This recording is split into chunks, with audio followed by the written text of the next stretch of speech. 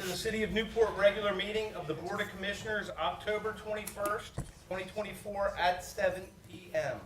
Please rise for a moment of silence, followed by the Pledge of Allegiance.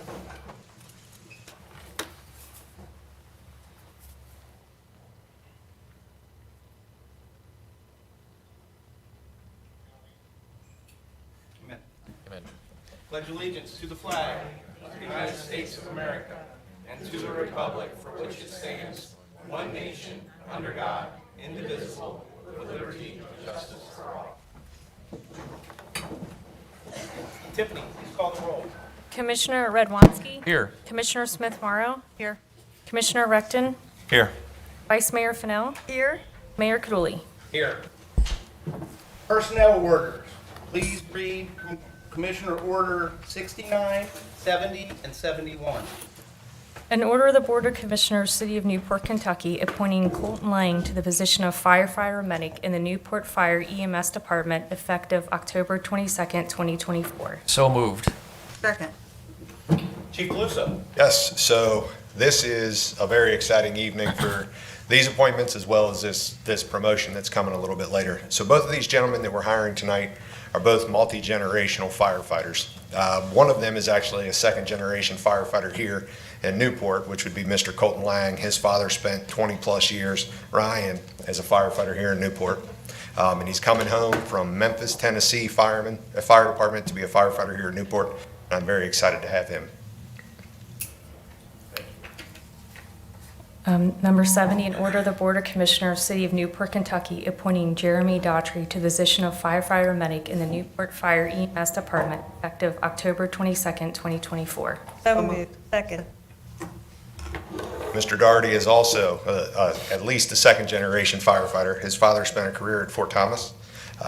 They're both of these gentlemen tonight are very, very smart, very good firemen, very good paramedics, and I'm very happy to have them here. And it is, again, a very exciting night. Let's do the promotion. Number 71, an order of the Board of Commissioners, City of Newport, Kentucky, promoting firefighter medic Justin Hubbard to the position of engineer medic in the Fire EMS Department effective September 26, 2024. So moved. Second. So if all three of those gentlemen could join me up here. Mr. Hubbard and his twin brother are both currently members of the Newport Fire Department. He was hired first. He got hired in September, and he was lucky enough to be promoted to engineers first as well. He did very well on his engineer's exam, and I have no doubt that he will do very well in his new role. He's been in that acting position for a little while now as it is. Thank you, Chief. Any questions on the board?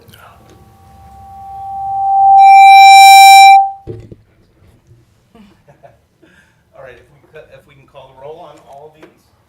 Commissioner Smith-Morrow. Yes. Commissioner Recton. Yes. Vice Mayor Fennell. Yes. Commissioner Redwanski. Yes. Mayor Kaduli. Yes, and congratulations.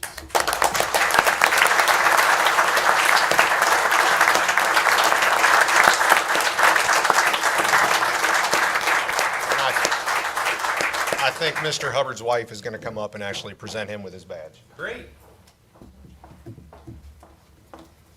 Congratulations. Congratulations. Welcome aboard. Welcome aboard. Welcome to the city. Welcome to Congratulations. Congratulations. Congratulations. Congratulations. And we're going to take a quick 5-minute break to afford the family and the individuals to take some nice photographs so we can clean our station.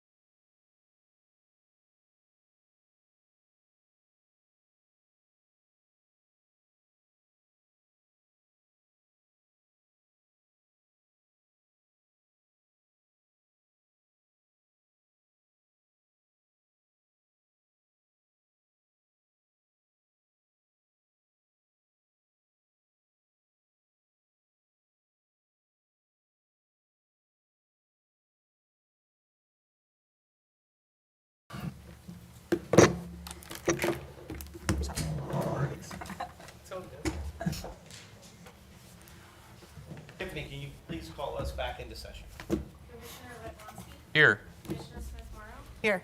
Commissioner Redford, Here. Vice Mayor Fennell, Here. Mayor Kaduli. Here. This is the portion of the meeting in which it is public forum. So if you have a city service that is not on the agenda and would like to speak to that at this time, please come to the mic and introduce yourself. Mr. Cronin, you look like you were going to stand. No, not tonight. You faked me out. Go on once.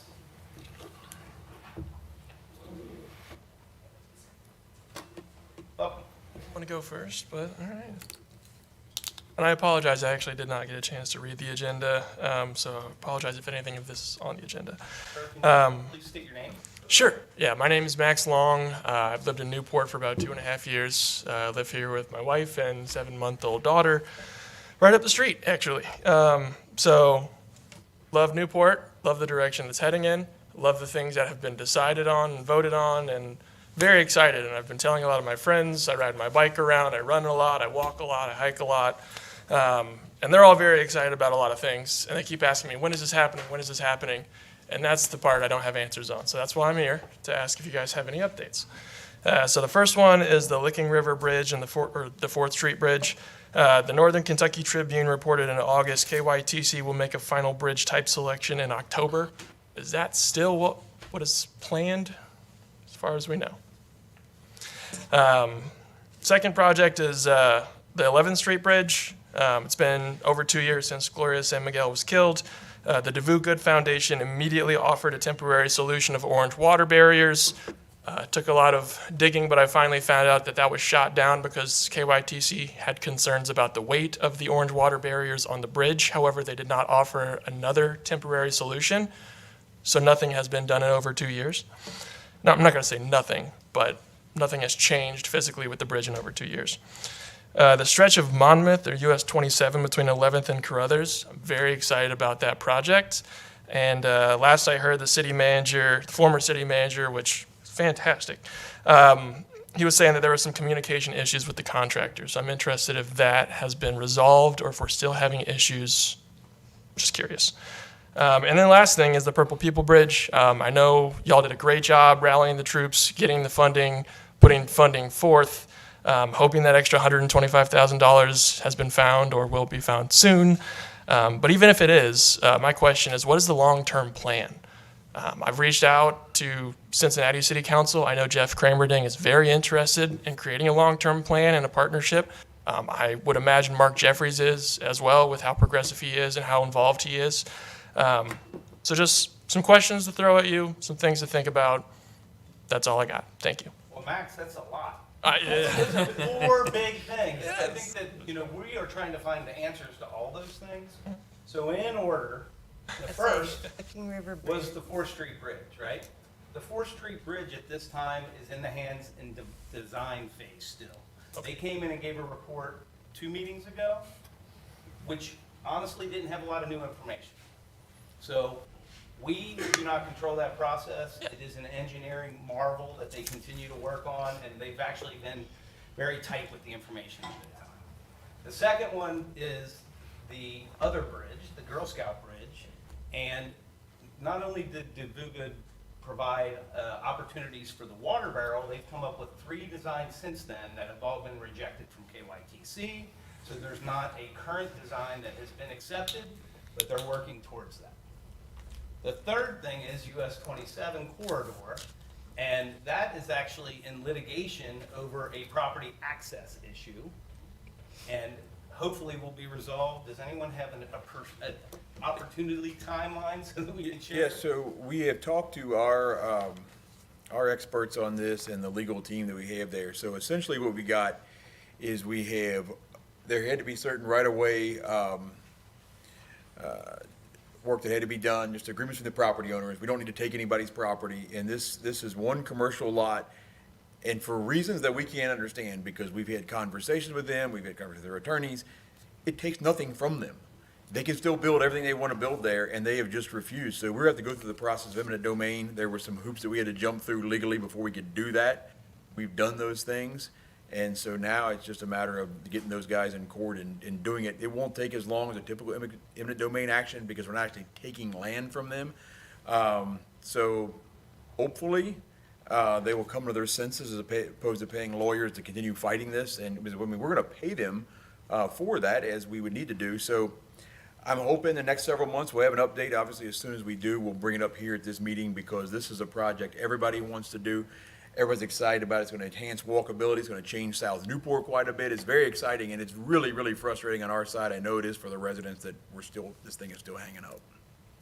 Could make it in the next few months instead of several months, that'd be awesome.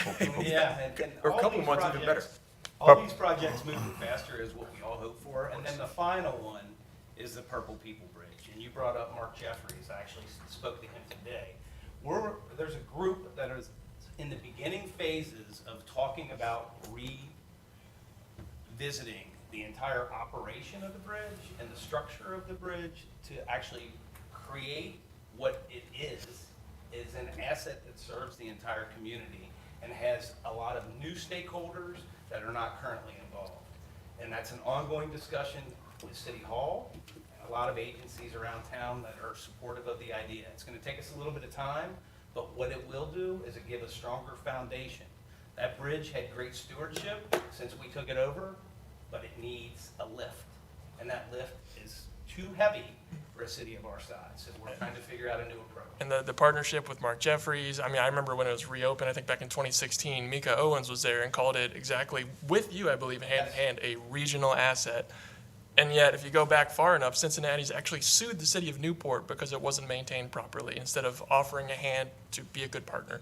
So lean into those partnerships, do what you can, and I appreciate everything you're doing. We're gonna lean into that, and we're gonna refresh that relationship and view it through new lenses and new eyes and try and create an opportunity to really make that a marvel beyond what it is today. Awesome. Thank you so much. Anyone else for public forum? Going once. Going twice. Will Weber's coming in from the back. Just before the freak out. Welcome, Will. Welcome, Will Weber, South Bank Partners, 1 Levy Way, Newport, Kentucky, 41071. I know the spiel here. I just wanted to say thank you. I think there's 2 particular departments that have done a phenomenal job getting ready for Blink. So I'm going to give a shout out to the police department here. I think it was Thursday or Wednesday evening, Thursday. We were working with them on site to make sure that Festival Park, Newport on the Levee, James Taylor Park, and the port of entry was safe for pedestrians and vehiculars to come down to Blink. And they did a phenomenal job reacting swiftly. We were on Zoom calls several weeks leading up to Blink, and also Public Works. So I know Ray and his team did a phenomenal job making sure the city was safe, as we had projected. I believe it was over 2.5 million people coming in town for that weekend. First time that Blink was in Newport. So I just want to give both those departments a big shout out because they did a phenomenal job working both with South Bank Partners, Newport on the Levee, BB Riverboats, and I'm sure many, many other entities. But it looked like the event went over very smoothly and as safe as possible for the first year that Blink was in Newport. So that's all. Thanks, Will. My pleasure. Public forum is still open. Going once, going twice. Public forum is now closed. Looking for approval of the minutes of the special meeting of September 16th and the 23rd, the caucus meeting held on October 7th, and the special meetings held on October 14th and 15th. So moved. Second. Any corrections or comments? Seeing none, please call the roll. Commissioner Recton, Yes. Vice Mayor Fennell, Yes. Commissioner Redwanski, Yes. Commissioner Smith Morrow, Yes. Mayor Kaduli. Yes. Old business. Second reading of Commissioners' Ordinance Number 19. An ordinance of the Board of Commissioners, City of Newport, Kentucky, establishing the World Peace Bell Hotel Area Improvement District and authorizing the assessment levying of an improvement district tax upon the daily room rate charges of hotel operations located therein. So moved. Second. John, can you speak to this? Sure. Mayor and Before we invite Jim Parsons up? Mayor and Commissioners, this is a second reading. This is what is Tax Improvement District, also known as a TID, which is the developer, Sean Pan, had requested of us that we levy a 3% fee. That fee goes back into the infrastructure at the site. More specifically, it's going to help pay down the garage. So this is zero cost to the city, zero cost to the taxpayers, and this is something that they wanted to do, so. John, or I'm sorry. Jim, can you come up and answer any questions that anyone may have on this, on the board? Any questions on the board? Just for informational purposes, this is part of the development agreement where we agreed to, in addition to some other funding sources for the public garage, including parking rates and things like that, there was an agreement that we would also, the city would also levy by agreement with the developer, this 3% rate. That money is actually split between the developer and then a port of the biggest percentage goes to the city.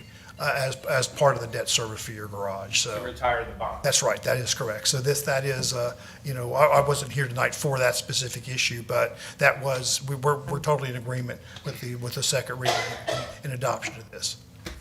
Thank you. Any questions on the board? Thank you. Seeing none, please call the roll. Vice Mayor Fennell, Yes. Commissioner Redwanski, Yes. Commissioner Smith Morrow, Yes. Commissioner Recton, Yes. Mayor Kaduli. Yes. New business, Commissioner's Order number 72.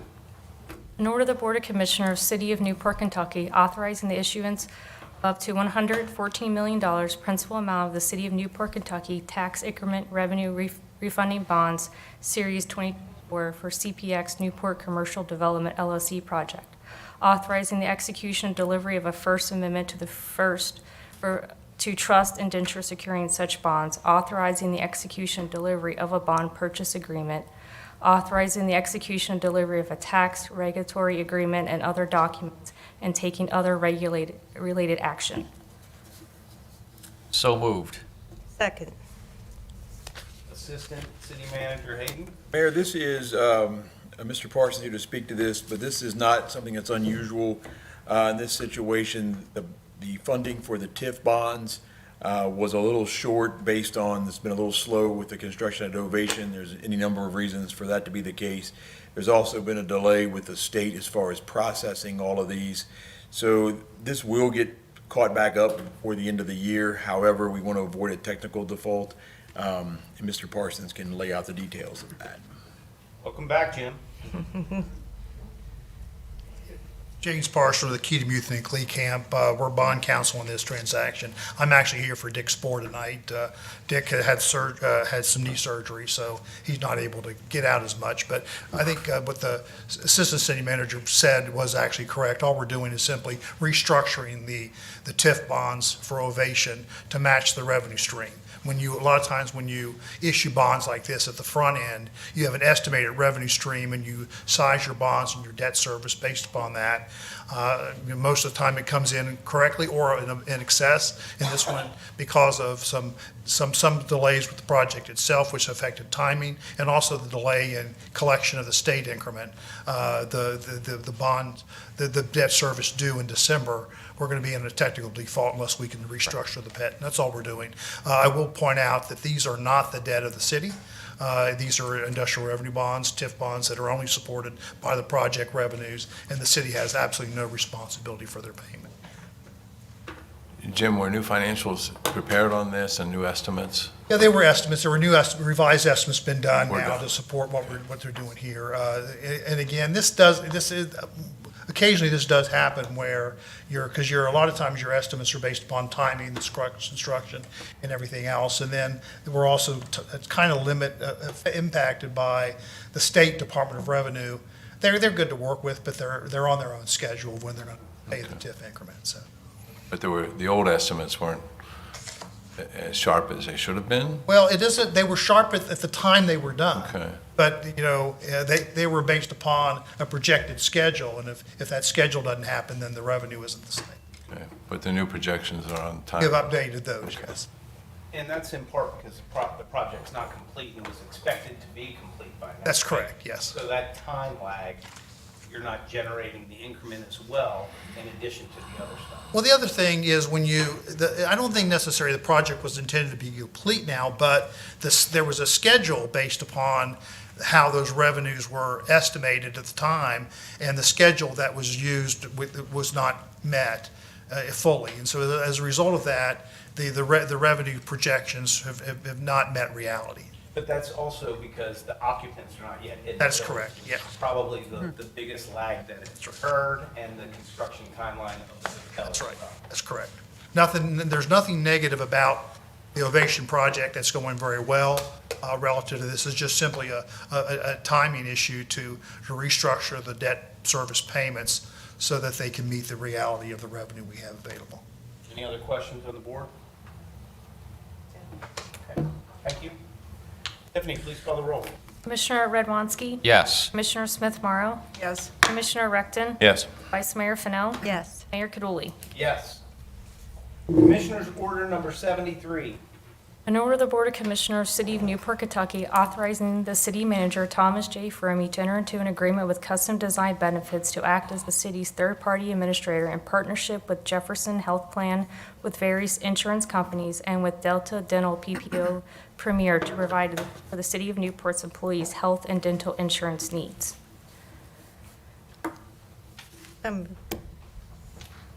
Second. Welcome, Lisa. Good evening, Mayor, Commissioners. I'm Lisa Stam. I am the staff attorney for Cheryl Morgan. We are the consultants who help the city with their employee benefits. And as we always do, this year we worked very closely with the Employee Health Insurance Committee to evaluate the plan's performance, the health plan's performance specifically, and to consider renewal options. And as we always do, we requested quotes from other third-party administrators, from fully insured carriers, and from level-funded carriers. It's sort of a hybrid between self-funding and fully insured. And while the city's plans are running well overall, you did have some pretty significant high claimant experience this year. In fact, you had 11 high claimants through September, actually 12 high claimants through September, and during the same period of time last year, you had 7. Okay, so it was a really big high claimant year. And those 12 high claimants made up more than half of the health plan expenditures. So overall utilization of the plan is good, but some pretty impactful high claimants this year. And one of the ways that you can mitigate high claimant experience is by being part of a larger risk pool. So one of the things that the committee did this year was to take a really hard look at opportunities to self-fund by joining with some other employers and being in a bigger pool. Instead of just, 100, 125 employees, what if we were a part of a pool that had 1,000 employees or even tens of thousands of employees? What happens then is when you have high claimants, there's a smoothing effect. So, a $500,000 claimant in a pool of 28,000 employees is much less impactful than when you're in a pool of 125 employees. So in Kentucky, governments are allowed to self-fund their health insurance with other governments. That's something that private sector employers do not have the luxury of doing. But fortunately for the city of Newport, you are allowed to do that. And so the Health Insurance Committee worked very diligently to explore a couple of different opportunities for joining bigger risk pools. And the one that we're recommending is one called the Jefferson Health Plan. So Jefferson Health Plan has been around since 1985. They started in Ohio. They have over 225 participating governments in their pool and over 28,000 employees. They are now operating in a number of states, including Kentucky, just since 2022 in Kentucky. So this wasn't an opportunity until recently. And each participating entity is a voting member of the pool. Okay, it's really just another way of financing the city's health plan. The really great thing about the Jefferson Health Plan is that you have tremendous flexibility in terms of selecting your plan designs and selecting your providers, so you can keep the third-party administrator that you use right now, Custom Design Benefits, and you can continue to do some of the innovative cost-saving things that you've been doing with your health plans, such as contracting with local hospitals and finding alternative sources for specialty drugs. So Jefferson Health Plan allows you to continue to innovate in these ways. But the advantage you get from being in that pool, in addition to the risk smoothing effect, is that you would pay set premiums for a period of 12 months. And one of the challenges that City of Newport has faced is that the collective bargaining agreements dictate an 80-20 split of the health insurance, and that's kind of hard to do when your costs fluctuate from year to year. So it'll be easier to manage that piece of the equation. And if you have a surplus in funding within Jefferson Health Plan, that is held within your account at JHP, and it belongs to the City of Newport. If you ever left JHP, then that would come with you, that surplus, your reserve. If you have a deficit, then that would be accounted for at your next renewal, but your experience would be blended with the bigger pool. So 50% of your renewal would be based upon your specific experience, and 50% is based on the pool. Okay. The rates that Jefferson Health Plan has given for this upcoming renewal are about 3.8% higher than your current projected costs. So it's a very reasonable renewal. You keep your plan designs, you keep your TPA. Okay. Other recommendations are to continue doing business with custom design benefits within Jefferson Health Plan, to retain your current plan designs with a couple of modifications.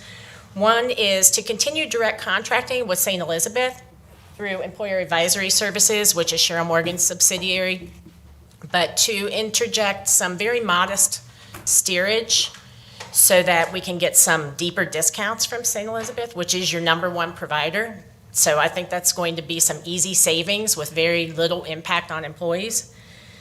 We are going to recommend increasing the emergency room copay on True Cost 1 and on the HRA plan from $200 to $300. We're recommending a 25% copay on brand drugs on True Cost 1 and on the HRA plan. That's already in existence on True Cost 2. And keeping the current copays for brand insulins and brand diabetic supplies. Okay.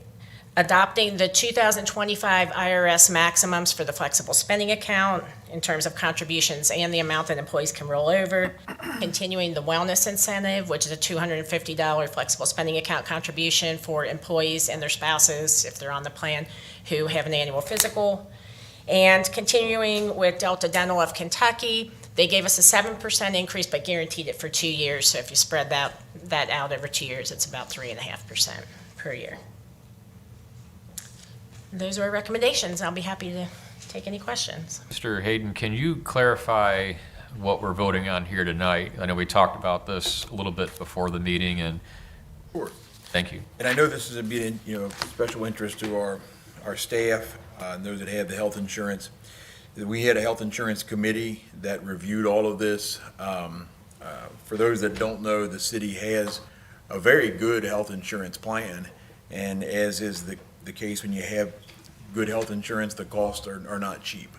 The committee did make a recommendation about an increase of premiums for the employee.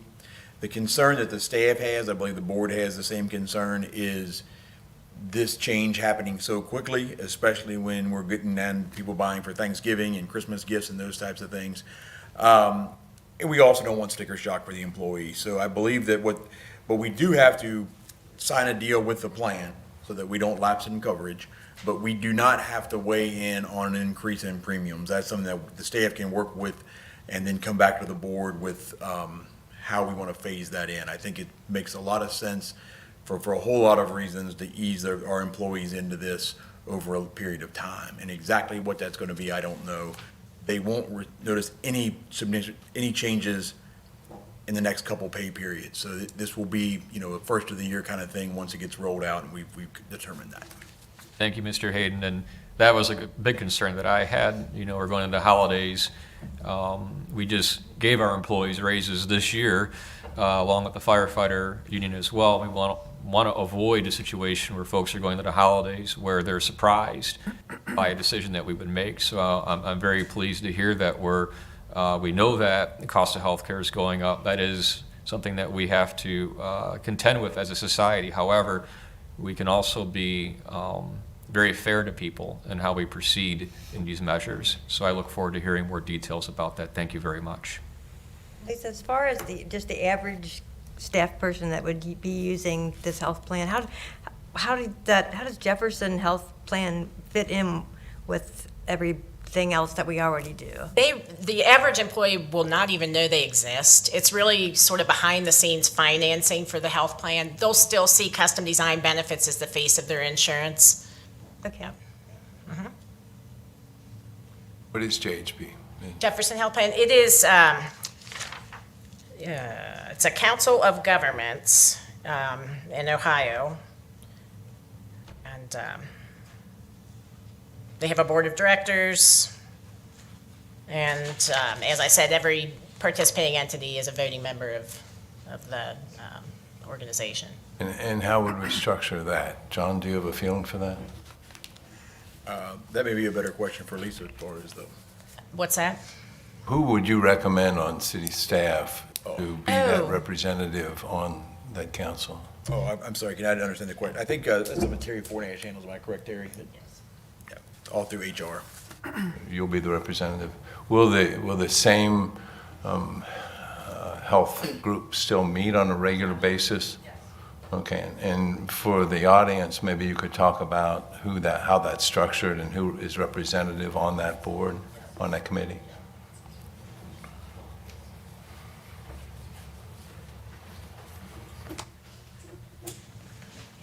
Yeah, the committee's been formed well over 25 years. Right. It's what it is. It's a representative from each union. We have police, fire, public works, and the non-union staff, and we have a finance department as well. What we do is we come together quarterly, and we kind of reevaluate where we are, where we're going. So it's one of those things it's been over 25 years since we've had this committee together, and it's a very effective committee. And what I'm leading to here is how will Commissioner Radwanski has expressed the concerns about sticker shock, basically. Right. The committee is very much aware of these increases, correct? That's correct. Okay, and they're recommending this move and recommending these rates? Well, unfortunately, we don't have a choice. To make it a true 80-20, and if we want the plan design that we want, unfortunately, we can't fight over it because of the fact that it is what it is. Yeah. We can't control health costs. But they are very much aware at this Yes, juncture. they are. And how will you be continuing to make them aware? Will there be a payroll stuffer or? No. Every year we do health insurance enrollment, mandatory enrollment for everybody. So every employee is required to come to a 3-day class. We do a 3-day presentation. So Lisa and her staff will be here. Okay. Custom design will be here. We kind of go over, we lay out everything for the year. We do presentations. So if anything, we like to think we over-educate people. And when are you recommending that the new rates go into effect? January 1st. January 1st, okay. And is there a shortage before then that we're going to have to cover as a city, or? No, I think we're fine, are we not? A shortage for the city? Well, Lenny's got that one. Okay, just a quick history. Like in fiscal year '23, the city kicked in an additional $667,000. Last year, the audit's not done. We're at another $865,000. So the city's contributing its 80%, and this amount is 100% on the city. So what we didn't know when we sat and met, and we spoke, Jefferson came and gave a really good presentation to the committee. One of the things I had asked them was, and through Lisa, how would we, if we don't even go with Jefferson, we need to recalibrate our 80-20, because it's 80-20 plus 600 plus thousand. Right. So these rates would be very similar even if we weren't going to go to Jefferson, or the proposed rates would be. Okay. That's kind of a.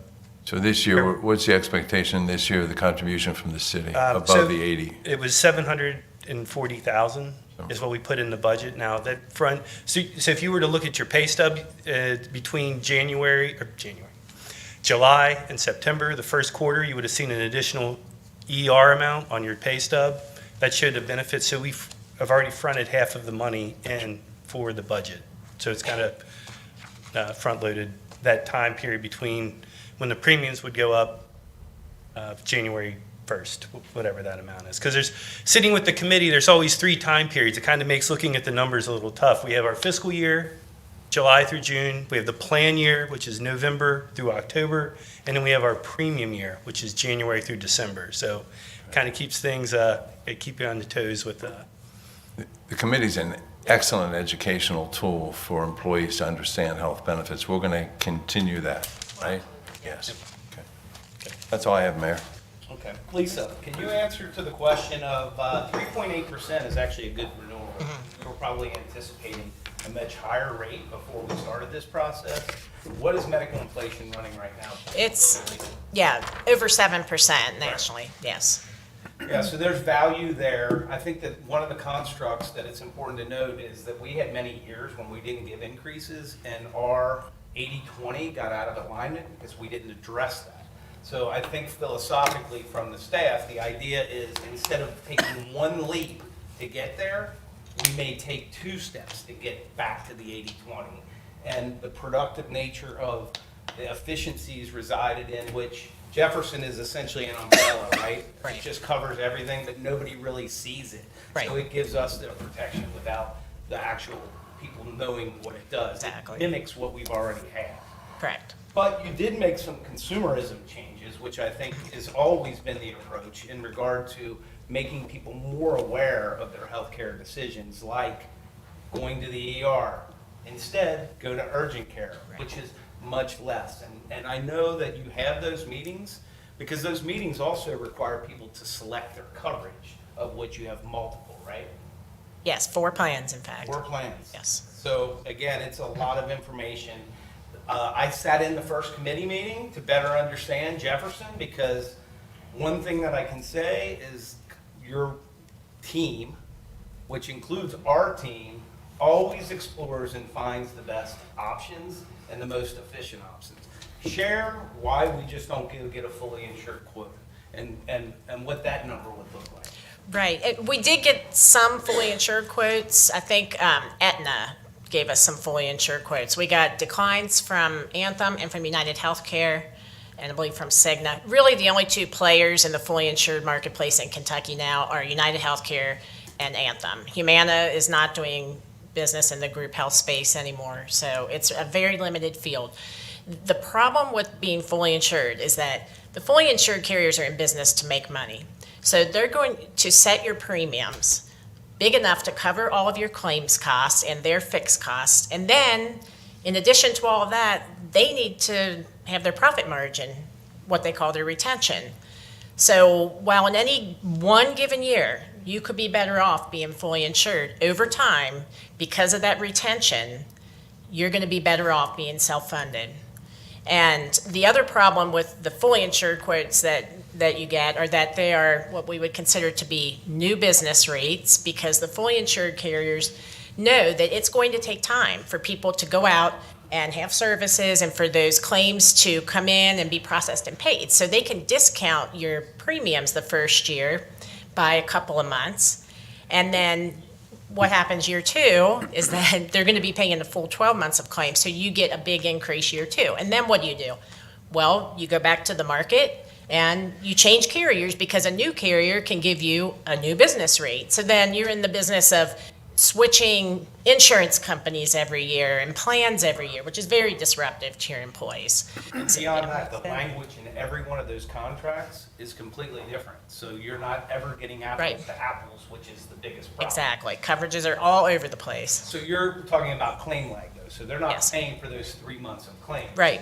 They're by the other carriers. So they're not actually giving you a full, accurate claim of what their experience is. And they're still able to make money in that very first year, but then it starts over. That's right.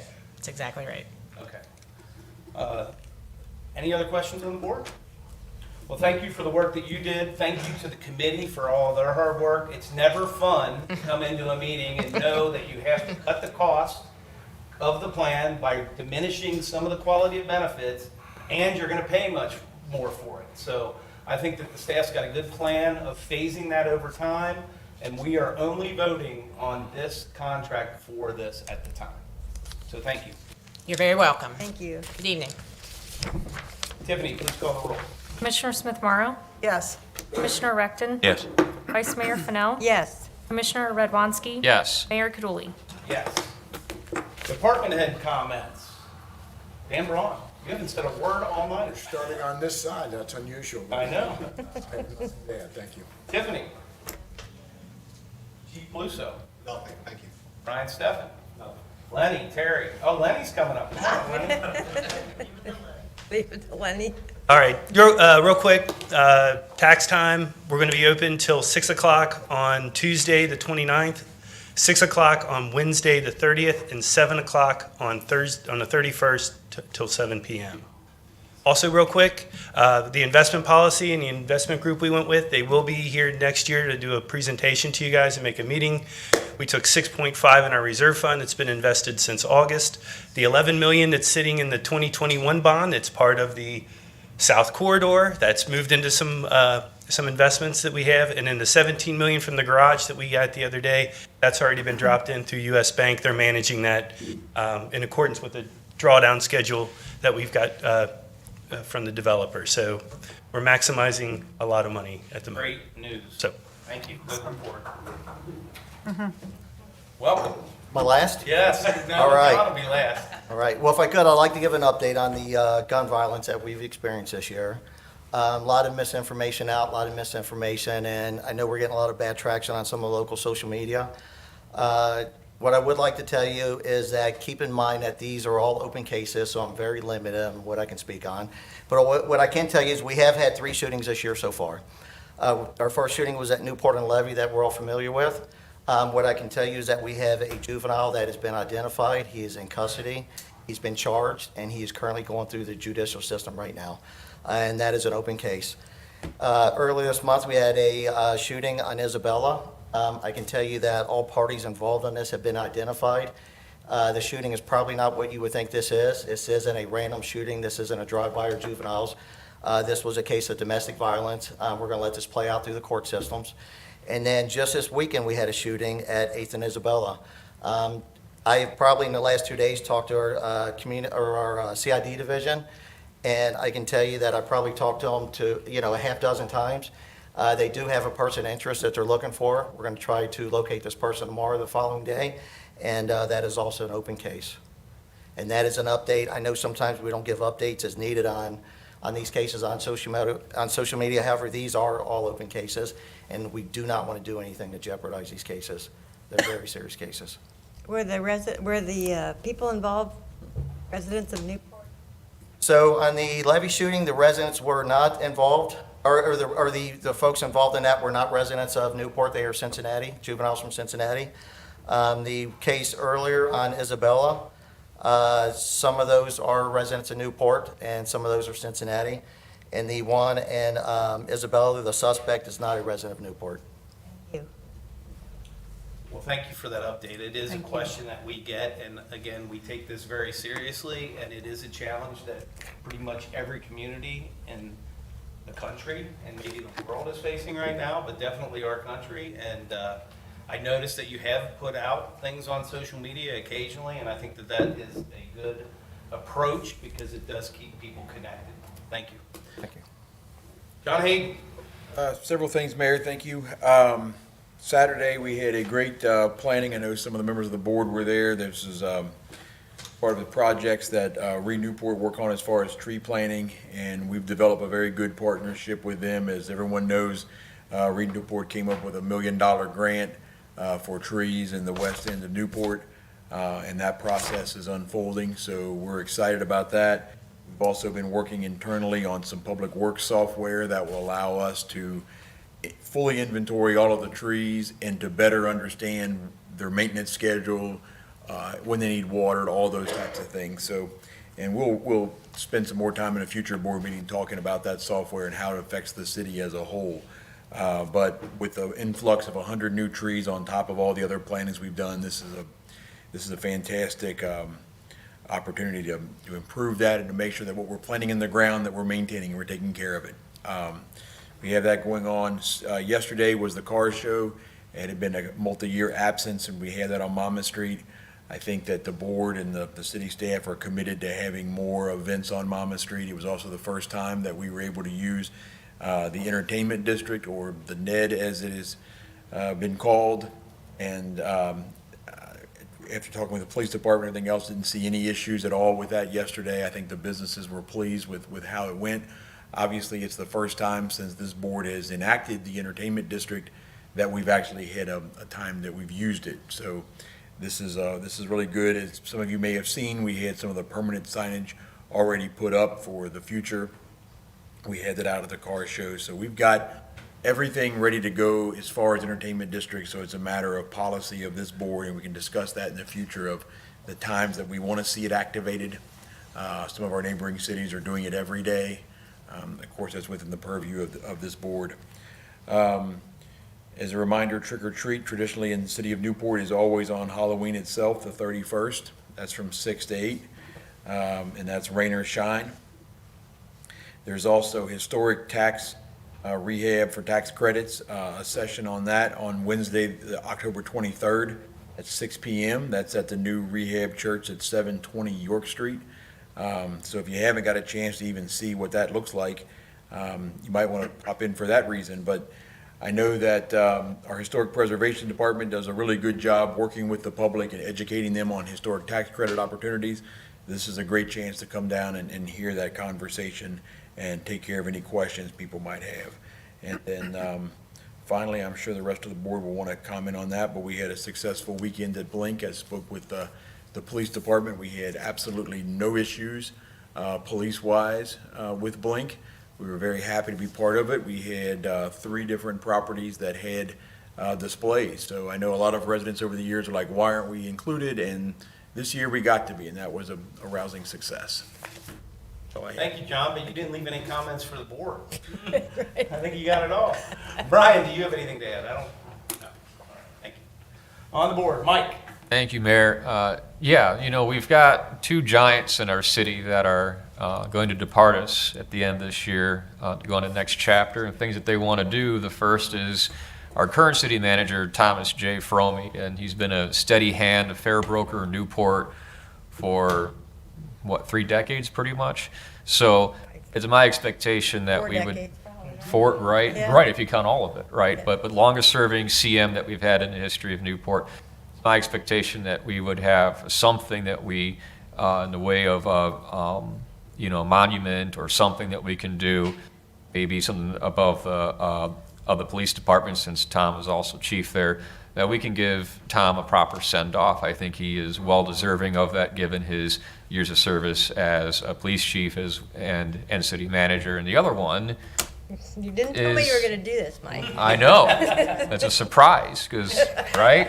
Surprises are sometimes good. That's right. But the other one is Vice Mayor Beth Fennell. And I first started coming to commission meetings, and I was Gateway Neighborhood Rep in 2013. Beth was a part of a fixture on the Board of Commissioners, and I think that we should do what we can to give Beth a proper send-off as well in the way of something, and beyond just the plaque that we do before, and perhaps we can revisit that for our Paloozos, both Commissioner and Vice Mayor as well someday. Thank you, Mayor. That's all I've got. Thanks, Mike. So you got 2 of them. So John did all the activities, then you recognized the 2 people. What's left for the rest of the board? Hey, not my problem, buddy. Well, thank you, Mike. That was very kind, and of course, I'm going to miss it quite a bit. I'm going to miss the staff, the residents. Jim was the city manager when I first started out. He threw a bunch of stuff at me to read and helped me answer all the questions that I had. And it's nice that you could be here, Jim. Thank you for that. I don't know what else to say. It's going to be a transition, but it seemed like the right time. I'll probably be involved in some way. But let's just wait and see. I wanted to ask John about the South Monmouth corridor that Mr. Long, brought up. 'Cause originally, I think that was supposed to be completed by now. Long ago. Yes. Long ago, right? And we did get OKI money for that, which is awesome. I hope somebody will pick up that mantle. Well, yeah. they actually indicated that the funding has gone up dramatically since then, The and they're other- making it whole. So it's not like there's a That's balance great. that's going to be required. That's great. And you mentioned Halloween. Just please be careful. Look out for the kids, 6 to 8. Halloween night at the 31st, always rain or shine. Blink was awesome. The car show was really well attended, and the weather was wonderful. I think that's about it. Thank you.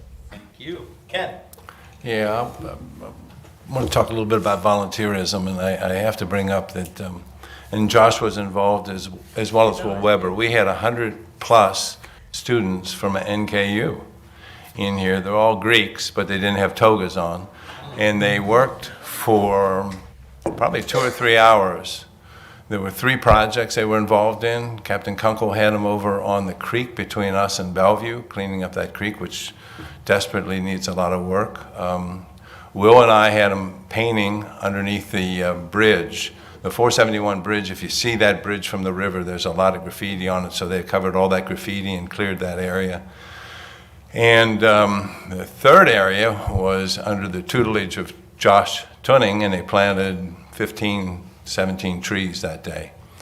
On that note, volunteerism is alive and well in Newport, and Jenny Brewer has kindly said she'll be the volunteer coordinator. And she's found a software package called Just Serve. So it seems to work, right, Josh? Yeah. We can get online, we can make those volunteer efforts, and it's a free system, so we're going to generate more volunteerism that way as well. So I think Newport is just great. The volunteerism that took place under Mike Radwanski's leadership on Mama Street was fantastic for the car show. It's just been really good to see the people involved. So that's all I got. Thanks, Mayor. Not too much left to cover, except I would say such a busy weekend, and you know, Blink, car show, tree planting, all of it, everybody participating in so many things. And my thanks to our police department for keeping us safe during Blink. I think that's awesome that it went off without a hitch. Great that the car show, we got to introduce the Newport Entertainment District. That's pretty cool. Tree planting, I really was sorry I couldn't participate this time. We had family in town and we were off somewhere else, but I applaud that effort, and it was great to see the pictures of that with so many people volunteering. And spoke with Jennifer Michael from Newport Intermediate. She's just thrilled. And she said, yeah, Josh is going to help me keep those trees watered this fall. So it's awesome. And thank you for the update on some of the shootings. I know that is a concern. It's a concern to all of us. And I think when I hear it described in the context of Newport being pretty much in the center of our metropolitan area, and the work that our police department is doing and keeping up on the ongoing investigations, I feel that it is being handled. It's all being handled very well, and it doesn't take away concerns, but I really appreciate the update, and keep up the good work. Thank you. Thank you, Julie. Well, I'm last. It's only me and you getting out the door, so I'm not going to take a lot of words. But I am going to share that I totally agree that the activism and community here and volunteers are at a high level. And to see Jenny have the capacity she talked to me about 2 years ago and was formulating this plan of how she was going to transition from some of her other volunteer activities to being and working within our community more directly, has all kinds of great ideas, so more to come on that, and it's going to be an exciting time. 34 people on Arbor Day. We had a proclamation. Cassandra, our arborist, that we've invested in to ensure that we have a great tree community and tree canopy throughout the entire city. What a worthy investment. Yielded $1 million. We had 34 volunteers to plant 17 trees? 26 total. Okay, well, that's more than I thought. I thought we had more people than trees by a large margin. But when you have that many people, it makes it fun because it's more collaborative, it goes fast, people enjoy themselves. We had a family from Brazil that's staying at the academy that saw it online and came out and joined us. We had a new residents from Canada that just moved back that were there. Talked to a couple young people, and they're like, my mom told me about it. I thought it was Arbor Day, and it was the right thing to do. Everyone had a story to share, and that's what makes and binds the strength of our community and our volunteers. And we're so excited to continue to do projects, whether it's Blink, which our police did a great job. They may not have been as visible in some other communities because we didn't close streets down, but they were there, people were safe, it was an exciting time. That was an investment on our part, police and fire. It comes with an expense when you have these activities, but we appreciate all those that sponsored this event to allow it to come to Newport. There was no direct spend from this government. It was done with partnerships and sponsorships, so we should be proud that it's come here, and now we just got to grow it through the rest of our community. With that, I'll take a motion to adjourn. So moved. Second.